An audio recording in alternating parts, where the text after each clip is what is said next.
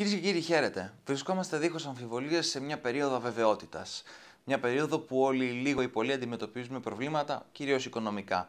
Η ενεργεία έχει εκτοξευθεί στο 26%, οι εισφορές συνταξιούχων και μισθωτών έχουν συρρικνωθεί, ενώ οι φόροι μας ολένα και αυξάνονται. Για όλα αυτά τα προβλήματα που αντιμετωπίζουμε κάθε μέρα, θα συζητήσουμε με τον βουλευτή επικρατείας του ΣΥΡΙΖΑ και ιστορικό μέλος της αριστεράς, τον κύριο Μανώλη Γλέζο, που βρίσκεται εδώ σήμερα μαζί μας. Κύριε Γλέζο, καλή σας ημέρα. Ευχαριστούμε πολύ που δεχτήκατε να κάνουμε αυτή τη συνέντευξη. Κύριε Γλέζο, τα τελευταία 3 χρόνια έχουμε δει να περνάνε μέτρα και αλλαγές που ουσιαστικά ποτέ δεν φανταζόμασταν ότι ούτε καν θα γίνουν. Γιατί φτάσαμε ως εδώ? Υπάρχει μία κρίση στο χρηματοπιστωτικό κεφάλαιο και ενδογενής στην Ελλάδα και εξωγενής.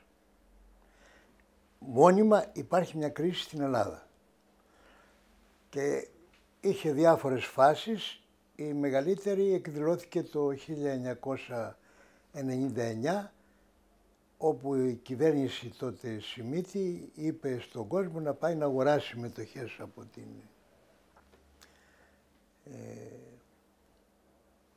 το χρηματιστήριο και τελικά έγινε μια κρίση δική μας.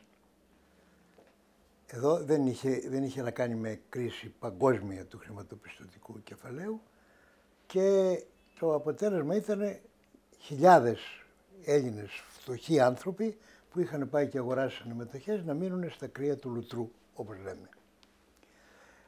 Υπάρχει λοιπόν μια κρίση ενδογενής. Εδώ όμως υπήρξε μια κρίση εξωγενής, δηλαδή υπήρξε μια κρίση στο χρηματοπιστωτικό κεφάλαιο και εξαιτίας αυτού είχαμε τις συνέπειες και στην Ελλάδα.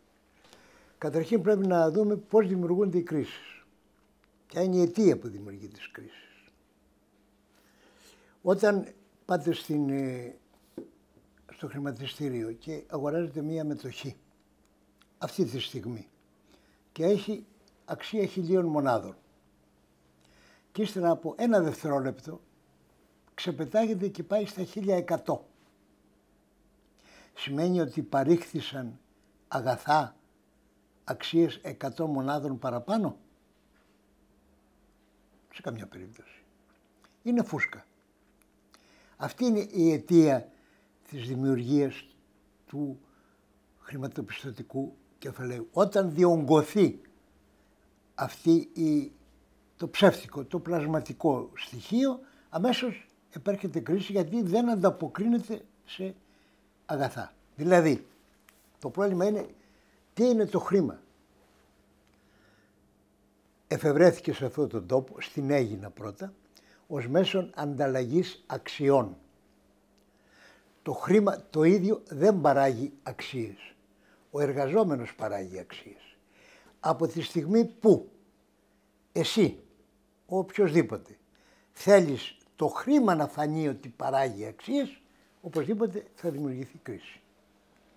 Το μεγάλο ερώτημα είναι για ποιο λόγο την κρίση που δεν την προκάλεσε, δεν την δημιούργησε, δεν την τροφοδοτεί ο λαός, να πληρώσει τα σπασμένα ο λαός. Δηλαδή τι έγινε? Για να αντιμετωπιστεί η κρίση του χρηματοπιστωτικού κεφαλαίου, μιλάω και γενικά, αλλά εδώ στην Ελλάδα, επέπεσαν οι κυβερνήσεις απάνω στο λαό, του αφαίρεσαν, του έκοψαν συντάξεις, μισθούς, μεροκάματα, επιδόματα, τα πάντα για να σώσουν το χρηματοπιστωτικό κεφάλαιο. Γι' αυτό έχω βάλει βασικά το κύριο ερώτημα σε όλους αυτούς. Αφού δεν την δημιούργησε την κρίση ο λαός, γιατί πρέπει να την πληρώσει ο λαός? Να δώσουν απάντηση πρώτη. Επιμένω στη Βουλή για αυτό το πράγμα, επιμένω δημόσια σε αυτό το πράγμα, γράφω άρθρα για αυτό το πράγμα, μιλάω σε συνεντεύξεις τηλεοπτικές για αυτό το πράγμα και ακόμα δεν έχω πάρει απάντηση. Γιατί πρέπει ο λαός να πληρώσει τα σπασμένα μιας κρίσης την οποία ο ίδιος δεν δημιούργησε? Ποια είναι κατά εσάς τα πιο βάναυσα μέτρα που έχουν πάρθει? Η καταγραφή των αποτελεσμάτων. Έχουμε μια ανεργία η οποία είναι η πρώτη στην Ευρώπη. Έχουμε το κλείσιμο καταστημάτων που επαναλαμβάνονται συνέχεια. Δηλαδή, εδώ πρέπει να το δούμε. Όταν ο κόσμος δεν έχει χρήματα τα οποία του έχει αφαιρέσει να πάει να αγοράσει, πώς θα κινηθεί η αγορά? Κάθονται και σκέφτονται σαν να είναι κανένα μεγαλειώδες θέμα. Πώς θα κινηθεί η αγορά όταν του έχει στερήσει τη δυνατότητα να πάει να αγοράσει? Άρα το αποτέλεσμα είναι άμεσο. Κλείνουν καταστήματα. Πηγαίνετε στους δρόμους, γυρίστε να δείτε συνέχεια. Ενοικιάζεται, ενοικιάζεται, ενοικιάζεται. Συνέχεια έχουμε κλεισίματα. Έχουμε μετά, ένα είναι η ανεργία, το πρώτο. Το δεύτερο είναι το κλείσιμο των καταστημάτων. Άμεσα, όχι αξιολογικά πρώτο, δεύτερο, άμεσα. Και έχουμε και 3.000 αυτοκτονίες. 3.000 αυτοκτονίες. Και εάν εξετάζουμε γιατί αυτοκτόνησε, γιατί δεν είχε να θρέψει το παιδί του, απελπισία δηλαδή, λύσεις απελπισίας. Ή γιατί δεν είχε να πληρώσει τα χρέη του. Αυτό είναι το θέμα. Μας κατηγορούν συνέχεια δεν υπάρχει εναλλακτική λύση. Εγώ θα σας πω το πρώτο και το βασικό και μετά θα κάνουμε και ανάλυση. Εάν θέσει σε λειτουργία το ανθρώπινο δυναμικό, διότι αυτό παράγει τα αγαθά, εάν το βάλεις να λειτουργεί, αμέσως θα έχουμε εξάλειψη όλων αυτών των αποτελεσμάτων. Αμέσως. Πόση ώρα θα το βάλεις σε λειτουργία? Τι θα κάνεις, ας πούμε, να μπει σε λειτουργία? Στη χώρα μας, για να φέρω ένα παράδειγμα, υπάρχει μια υπαγωγή της στους ξένους, μια πλήρης εξάρτηση της οικονομίας της, ξεκινώντας από το θέμα της συγκοινωνίας. Το απλό θέμα. Ποια είναι το ιδανικό που δίνουν στην νεολαία? Έχουν καταφέρει να έχουμε φτάσει στο σημείο ο πατέρας να λέει πέρασε στη σχολή και θα σου χαρίσω ένα αυτοκίνητο.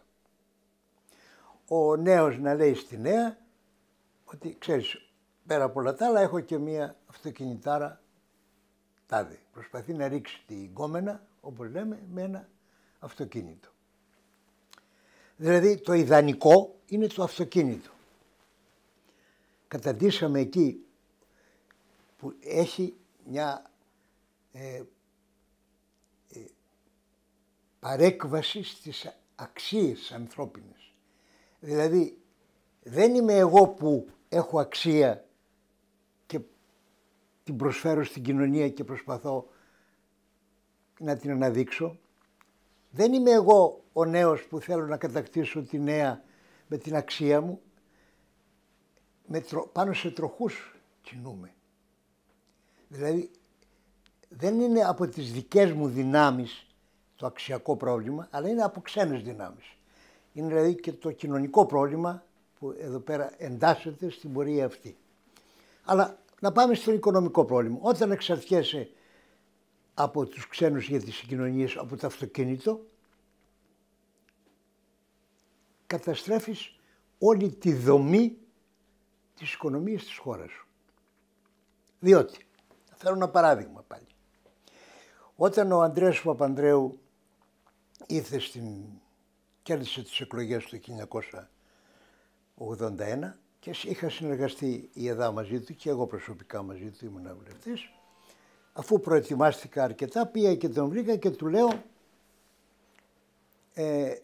επειδή είσαι οικονομολόγος, Ανδρέα, πες μου ένα πράγμα. Μια σιδηροδρομική αυτοκινητάμαξα χωράει πόσους ανθρώπους? 200. Ένα αυτοκίνητο πόσους χωράει? 4, να πούμε 5, να πούμε 6. Πούμε 6. Γνωρίζεις ότι για την ίδια διαδρομή που θα κάνουν χρησιμοποιούν την ίδια ποσότητα βενζίνας? Δεν το ήξερε. Ένα απλό πράγμα. Δηλαδή, όταν χρησιμοποιούμε τα μέσα σταθερής τροχιάς και όχι το ατομικό αυτοκίνητο, κερδίζομαι ή δεν κερδίζομαι χρησιμοποιώντας έστω βενζίνα. Δηλαδή το ίδιο μέσο. Εάν όμως μετατρέψουμε όλες τις σταθερής τροχιάς τα μέσα, τα μετατρέψουμε σε ηλεκτροκίνητα και αξιοποιήσουμε τις δικές μας δυνάμεις, τις ήπιες και ανανεώσιμες, για την παραγωγή ηλεκτρικής ενέργειας, καταλαβαίνεις τη διαφορά. Έτσι η Ελλάδα, πρόσεξε, είναι γεμάτη αυτοκινητοδρόμους και δεν έχει σιδηροδρόμους. Και δεν έχει ακόμα, παρόλα που όσα λένε, ελάχιστα ένα μικρό τμήμα στη Θεσσαλονίκη, στη Μακεδονία κινείται πάνω με την ηλεκτροκίνηση. Για σκεφτείτε, αν αλλάξουμε εντελώς το στοιχείο, τι έχει να γίνει. Η Αλβανία έχει μεγαλύτερο σιδηροδρομικό δίκτυο από ό,τι έχει η Ελλάδα. Το φαντάζεστε. Να λοιπόν ένα βασικό στοιχείο, ότι εάν αμέσως εμείς τα χρήματα, θα δούμε που θα βρούμε τα χρήματα, θα στρέψει στην κατασκευή ηλεκτρικών μέσων κυκλοφορίας σταθερής τροχιάς, αλλάζει άρδινη κατάσταση. Δεν έχουμε ανάγκη από τους ξένους να αγοράζουμε αυτοκίνητα, δεν έχουμε ανάγκη από τους ξένους να μας δίνουν βενζίνα, δεν έχουμε ανάγκη από τους ξένους για όλα τα υλικά, αυτά τα ανταλλακτικά που χρειάζονται για το αυτοκίνητά μας. Αμέσως αλλάζει άρδινη κατάσταση.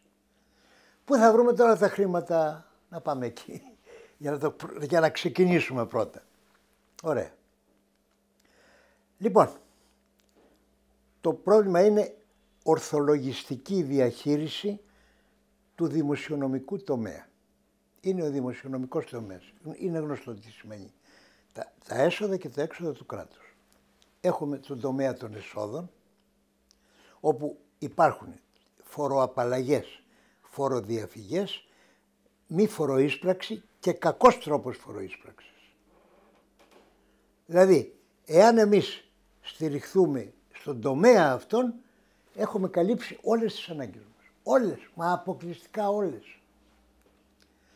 Θέλετε την απόδειξη.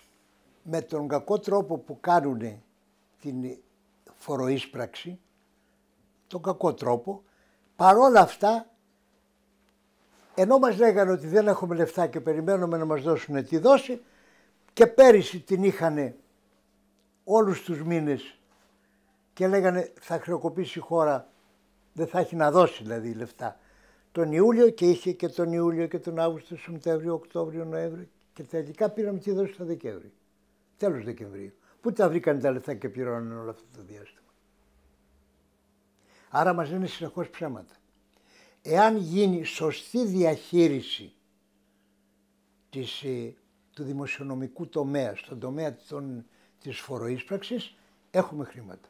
Να φέρω ένα παράδειγμα. Η πατρίδα της μάνας μου είναι η Πάρος. Η Νάξος είναι η πατρίδα του πατέρα μου, η Πάρος είναι της μάνας μου.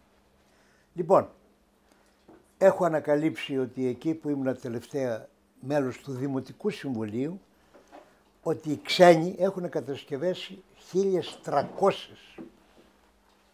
Έχουν κατασκευάσει 1.300 βίλες υπερπολιτελείας, 5 αστέρων δηλαδή, που τις νοικιάζουν 740 ευρώ την ημέρα. Είναι 1.300. Μέσω διαδικτύου, χωρίς να περνάει από κανέναν έλεγχο ελληνικό, τις νοικιάζουν και παίρνουν λεφταγιά, κάνουν ένα λογαριασμό. Εγώ λέω 1.300, αφαιρώ τις 300 που λέω 1.000, με 740 ευρώ επί 3 μήνες μονάχα, για τη τεράστια ποσά βγαίνουν. Τα έχω καταγγείλει εδώ και 2 χρόνια. 2 χρόνια στο Δημοτικό Συμβούλιο. Τίποτα. Ήρθα εδώ στην Αθήνα, τα κατήγγειλα στην Αθήνα. Τίποτα. Τα είπα στον ίδιο τον Υπουργό των Οικονομικών. Τίποτα. Ακόμα περιμένω στο ακουστικό μου απάντηση. Ακούω ότι γίνονται ορισμένες έρευνες, αλλά τελικά αποτέλεσμα δεν βλέπω. Να λοιπόν τα λεφτά. Να σταματήσουν οι φοροαπαλλαγές. 1. Να γίνεται σωστή φοροείσπραξη. Αναφέρω μονάχα ένα παράδειγμα ότι στη Σουηδία έχουν διπλάσιο αναλογικά αριθμό φοροεισπρακτόρων από ό,τι έχει η Ελλάδα. Γιατί να μην έχουμε και εμείς διπλάσιο αριθμό και να υπάρχει έλεγχος ανάμεσά τους και να μην υπάρχει απόφαση ενός μονάχα του επικεφαλής της ΔΟΗ, αλλά να είναι για τριμελής επιτροπή που να κανονίζει τα προβλήματα που υπάρχουν ανάμεσα στους πολίτες. Αυτό στον τομέα των εσόδων. Στον τομέα των εξόδων έχουμε αργόμισθους, δηλαδή ανθρώπους οι οποίοι δεν δουλεύουν και πάνε και πληρώνονται. Έχουμε διπλοθεσίτες και τριπλοθεσίτες, ανθρώπους που οι οποίοι είναι σε διπλές θέσεις, και έχουμε και υψηλόμισθους. Δεν έχει γίνει καμιά καθαρίσιο τώρα. Εάν λοιπόν σωστά διαχειριστούμε το σκέλος των εσόδων και στο σκέλος των εξόδων, βρίσκουμε αμέσως τα λεφτά. Ένας τρόπος. Δεύτερος τρόπος. Οι κυβερνήσεις όλες που πέρασαν αυτά τα 3 χρόνια έκοψαν μισθούς, συντάξεις κτλ. Και βρήκανε λεφτά και έδωσαν στο τραπεζικό κεφάλαιο για να μην υποστεί κρίση στο τραπεζικό κεφάλαιο. Πόσα το έχουν δώσει ως τώρα? 180 δισεκατομμύρια ευρώ.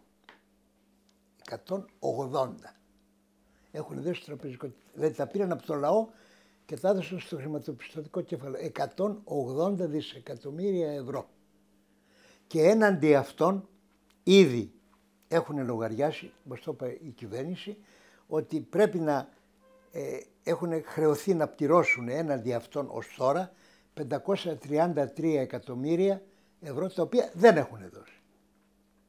Ελάτε λοιπόν εδώ τράπεζες. Καθαρά πράγματα. Σας κόψαμε οι προηγούμενες κυβερνήσεις από το λαό και σας έδωσε. Λοιπόν, φέρτε τα πίσω. Δεν δέχεστε. Δεν δέχεστε κοινωνικοποίηση των τραπεζών. Τι θα κάνουνε? Να τα λεφτά. Θα τα κατάσχουμε από τις τράπεζες, ναι. Διότι είναι λεφτά του λαού τα οποία πήρανε. 180 δισεκατομμύρια. Φέρτε τα πίσω. Να τα λεφτά. Και όμως δεν θα κινδυνεύσουν οι καταθέσεις των πολιτών? Γιατί θα καταθέσει, γιατί? Γιατί οι καταθέσεις των πολιτών είναι οι καταθέσεις των πολιτών. Εμείς θα διαφυλάξουμε τις καταθέσεις των πολιτών περισσότερο από τον καθένα. Εμείς θα τις διαφυλάξουμε. Λοιπόν, ο δεύτερος τρόπος εξέβρεσης χρημάτων είναι οι τράπεζες. Να πληρώσουν οι τράπεζες. Εμείς θα πάμε, όχι, δώστε πρώτα τα 533 εκατομμύρια. Δώστε. Και μετά δίνετε συνέχεια. Δεν τα δίνετε. Υπάρχει πρόβλημα. Κοινωνικοποίηση των τραπεζών. Κοινωνικοποίηση. Λοιπόν, αυτός είναι ο δεύτερος τρόπος. Τρίτος τρόπος. Η Γερμανία μας οφείλει. Η Γερμανία.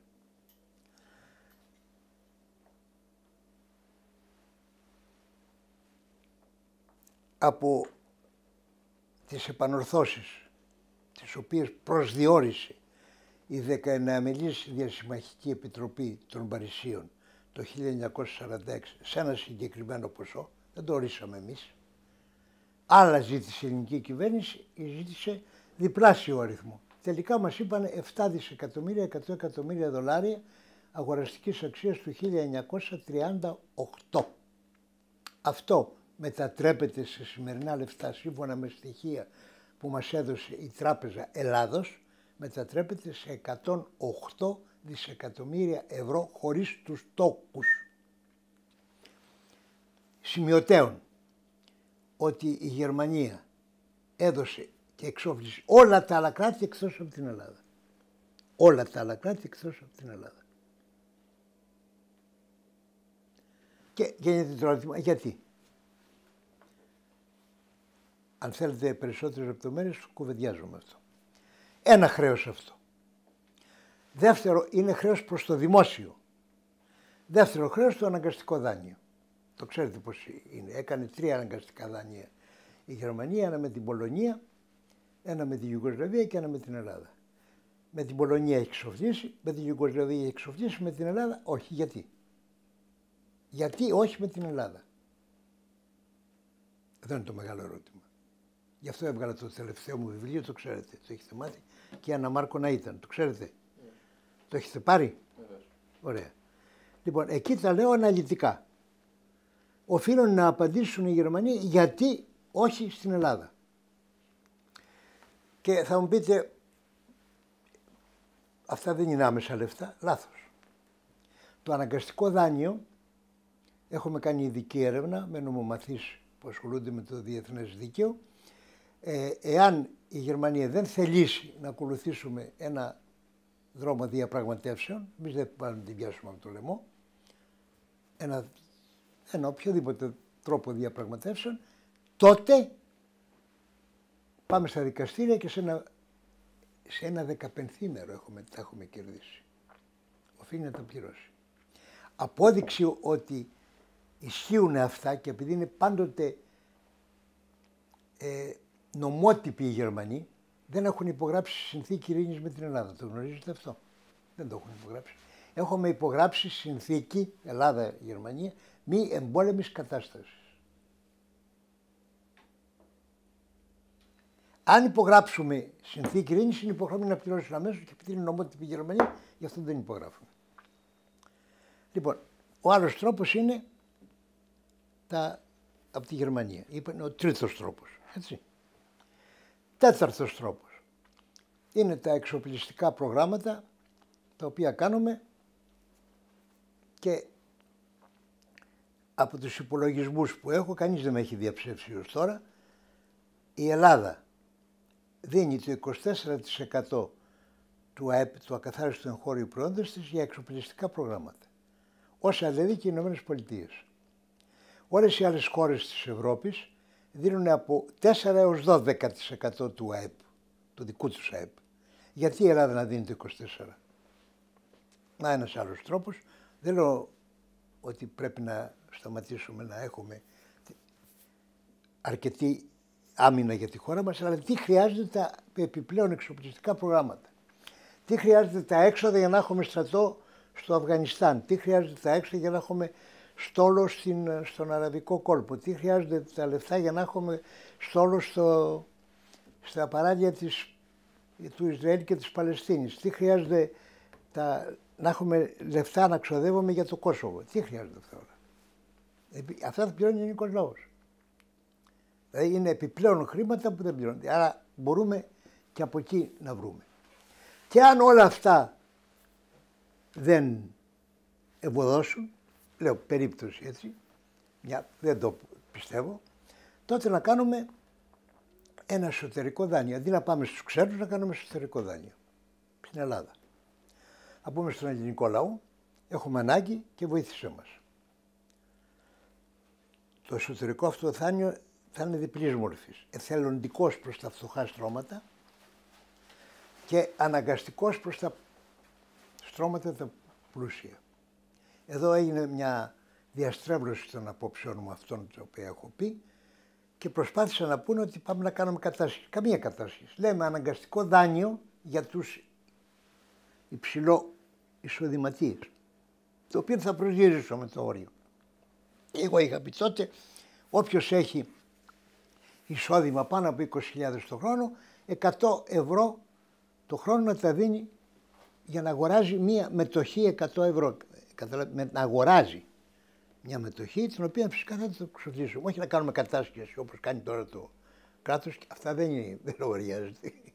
Εδώ πάει και σου παίρνει την περιουσία και επιτρέπεται. Εγώ είπα αναγκαστικό δάνειο που είναι άλλο πράγμα. Δανείζεται ο πολίτης.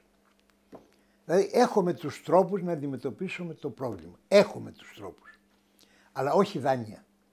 Διότι εδώ γεννήθηκε ο Μένανδρος πριν από 2.300 χρόνια και είπε το περίφημο: τα δάνεια δούλους τους ανθρώπους ποιεί. Τα δάνεια μετατρέπουν τους ανθρώπους σε δούλους. Άρα υπάρχει διέξοδος. Διέξοδος οικονομική. Υπάρχει. Αν κατανοείς ότι είσαι υπέρ του ελληνικού λαού και όχι να εκτελείς εντολές των ξένων. Να έρθουμε πάλι στο θέμα των γερμανικών αποζημιώσεων που θίξατε. Στο πρόσφατο του ταξίδι στο Βερολίνο, ο κύριος Τσίπρας είχε συνάντηση με τον Γερμανό Υπουργό Οικονομικών, τον κύριο Σόιμπλε, και έθεσε το θέμα των γερμανικών αποζημιώσεων. Εσείς που έχετε ασχοληθεί με το θέμα, έχετε γράψει και ένα σχετικό βιβλίο. Πώς νιώθετε που ένας Έλληνας πολιτικός θέτει το συγκεκριμένο θέμα σε έναν Γερμανό αξιωματούχο, πόσο μάλλον στον Υπουργό Οικονομικών? Καταρχήν θέλω να πω ότι εμείς έχουμε πρώτη φορά ήρθε στη δημοσιότητα σε αυτή την έκταση. Αλλά εμείς έχουμε θέσει το θέμα πολλά χρόνια πριν, όχι τώρα. Το έχουμε θέσει και στον γερμανικό λαό, το έχουμε θέσει και στη γερμανική κυβέρνηση, στον γερμανό πρέσβη εδώ. Κάθε χρόνο κάναμε μια πικετοφορία έξω από τη γερμανική πρεσβεία, κάθε χρόνο. Το Εθνικό Συμβούλιο Διεκδίκησης των Οφειλών της Γερμανίας προς την Ελλάδα. Αυτό είναι η έκδοσή του, δικό μου το περισσότερα κείμενα, και θα σας το δώσω, θα χαρίσω στον καθένα από εσάς από ένα. Και στη Γερμανία όταν πήγα, συναντήθηκα με εκπρόσωπο του Υπουργείου Εξωτερικών και έβαλα το θέμα. Καταρχήν, δεν αρνούνται ότι υπάρχει πρόβλημα. Δεν αρνούνται.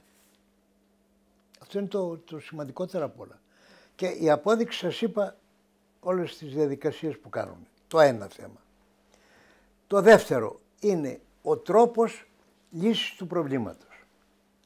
Το 1995 φίλοι μου Γερμανοί με κάλεσαν και πήγα στο Ανόβερο.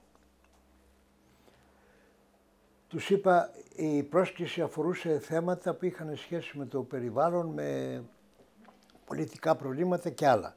Τους είπα, θα έρθω, αλλά μια βραδιά θα είναι αφιερωμένη στο θέμα των οφειλών της Γερμανίας. Και μπροστά σε ένα κοινό γερμανικό μίλησα για το πρόβλημα αυτό των οφειλών.